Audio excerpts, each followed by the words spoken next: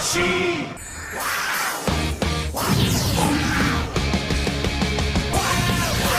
What is up, YouTube? This is Nanashi, back with another Yu-Gi-Oh! Deck profile video. This time I'll be showing you the changes and updates to my Beast deck. First off, a huge shout out to the people in the Melffy Raccoon Discord server for giving me a couple of tech ideas that I had previously overlooked and helping me finalize some of the numbers in my build. And I should also clarify on something. For those of you who saw my ban list video, I alluded to the possibility of me updating my dinosaur deck, but after actually taking it and trying to update a couple of things with it, there's not really that much more I can do at the moment until it gets hit or something actually interesting for the archetype comes out. All the deck does is just sit on negates, and that's just not very fun. So I'm going to postpone that update and update this one instead. And let me tell you, I only made a couple of small changes, but this deck now turbos monsters out of every considerable direction. I don't know where to start half the time with most of my opening hands, but you'll see what I mean when we take a closer look. Starting up with the monster lineup, we have a playset of Amazoness Baby Tiger. When an Amazoness monster is normal or special summoned, it can special summon itself out of my hand or my graveyard. And I know I don't necessarily need 3 copies, but I kinda like the extra copy thanks to one of the new tech monsters I run in the deck. A pair of Calantosa Mystical Beast of the Forest. If it's special summoned by the effect of a beast type monster, I can target and destroy any card on the field. A pair of Melffy Caddy. Now I should go ahead and say that every Melffy main deck monster has a couple common trends in their effects. During the end phase that I have it in my hand, I can special summon it from my hand, hard once per turn, and if the opponent normal or special summons a monster or targets one of them for an attack, I can return it to my hand to do something. Melffy Caddy's something is I can add any beast monster from my deck to my hand. No level restriction, no archetype, no nothing. Melffy Puppy at 3's something ability is that it can special summon a level 2 or lower monster from my deck. A playset of Nimble Beaver. I've kind of been iffy about this card as an individual tech because I don't really like the idea of dedicating my normal summon to something that just pulls another copy of itself.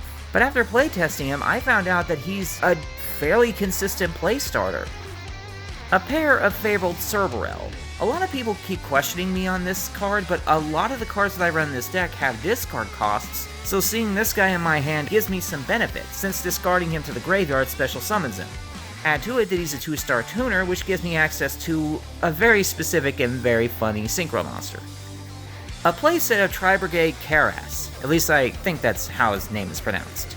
I can special summon him from my hand by discarding a Beast, Beast Warrior, or Wing Beast monster, but I can also banish any number of Beast, Beast Warrior, or Wing Beast monsters out of my graveyard to special summon a Beast, Beast Warrior, or Wing Beast Link monster from my extra deck, though it's not treated as a Link summon, but if I do this, I can't use anything except Beast, Beast Warrior, or Wing Beast monsters as Link material for the rest of the turn, which is fine, this deck is 100% Beast type. A playset of Bellerophon Mystical Beast of the Forest. By discarding any card, I can resummon any Beast type monster from my graveyard, level 2 or lower, in face-up attack or face-down defense. One Mind Mole. I rarely use it anymore because I don't really go for his synchro component that I normally go for, but he is still useful. On the off chance I do synchro summon with him, I get to draw a card. And he can avoid being destroyed by battle once per turn, but if he's removed from the field by a card effect, he's vanished instead. A playset of Rescue Cat. Another one of my 3 main play starters now, alongside Nimble Beaver. I contribute him to special summon any 2 level 3 or lower beast monsters from the deck, but the monsters I pull have their effects negated and they are destroyed during the end phase of the turn. And a pair of Alpha the Master of Beasts. I don't have my copies yet because unfortunately they're still just a little bit too expensive, but the second the price gets within my range, I do plan on getting a pair. He inherently special summons himself, and this is not once per turn, so long as the monsters on my opponent's field have more overall attack points than mine do, and as a hard once per turn, I can bounce any number of face-up beasts, beast warriors, or wing beasts I control to my hand to do the same thing to my opponent's monsters, but no alpha can attack directly this turn, which is fine. If there's anything even left, it'll be beat stick to death by alpha. Next we move into the spell cards. I have a pair of Ayers Rock Sunrise. It's Monster Reborn for a Beast-type monster, with the added bonus of reducing the attack points of all opponents' monsters by 200 for every Beast monster in your graveyard. One Called by the Grave, because we can only play one right now. One Instant Fusion. One Monster Reborn. One Melffy Hide and Seek. While it's face up, every beast monster I control can, once per turn, not be destroyed by card effect. And once per turn, I can return any 3 beast monsters in my grave with different names to my decks to draw a card. A playset of Obedience Schooled, the best play starter in this deck, bar none. If I control no monsters, I can special summon any 3 level 2 or lower beast type monsters from my deck with different names, but their effects on the field are negated, and they are destroyed during the end phase. And if I do this, I am locked into only playing beast types for the rest of the turn. 1 Raigeki, and a pair of Twin Twisters. Now I actually do run 1 trap card, and it's a copy of Melffy Playhouse. I can attach materials from any number of Beast Exceeds monsters I control to target and bounce that many cards my opponent controls back to their hand, and until the end phase of the turn, for every material I'd attached, all my Beast Exceeds monsters gain 500 attack. Next we move into the side deck. I'm still running my traditional playsets of Dark Ruler No More, Herald of the Abyss, Solemn Johnson, Solemn Strike, and Solemn Warning. And finally, we finish up with the extra deck. My instant fusion target is 1 copy of Fusionist. I use it to synchro summon into Naturia Beast mostly, but also to trigger the effect of a specific link. 1 copy of Fabled Unicorn.